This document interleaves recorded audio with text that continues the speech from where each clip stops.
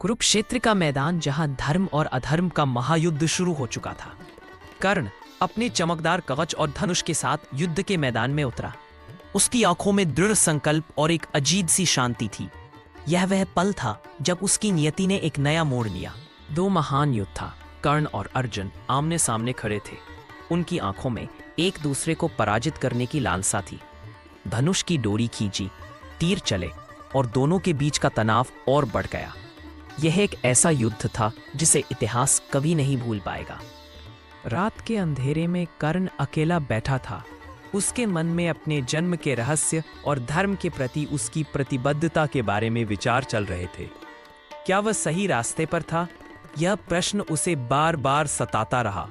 कृष्ण ने कर्ण के सामने उसके जन्म का सच उजागर किया। वह सूर्यपुत्र था, कुंती का पुत्र और पांडवों का भाई।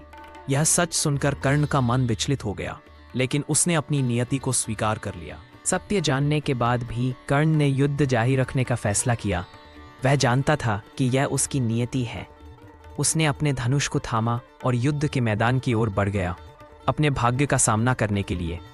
युद्ध के दौरान अर्जुन के तीर ने कर्ण को गहरा घाव पहुंचाया।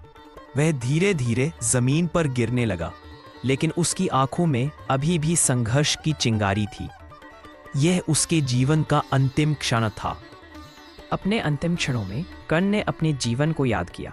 उसने अपनी उपलब्धियों, संघर्षों और बलिदानों के बारे में सोचा। उसके मन में एक अजीब सी शांति थी, जैसे उसने अपनी नियति को पूरी तरह से स्वीकार कर लिया हो। अपने अंतिम समय में कर्ण ने एक इच्छा व्यक्त की। उसने चाहा कि उसका अंतिम संस्कार उसके परिवार के साथ किया जाए। यह उसकी अंतिम इच्छा थी जो उसकी आत्मा को शांति देने वाली थी। कर्ण की इच्छा के अनुसार उसका अंतिम संस्कार उसके परिवार के साथ किया गया। उसके प्रियजनों ने उसे विदाई दी और उसकी आत्मा को शांति मिली।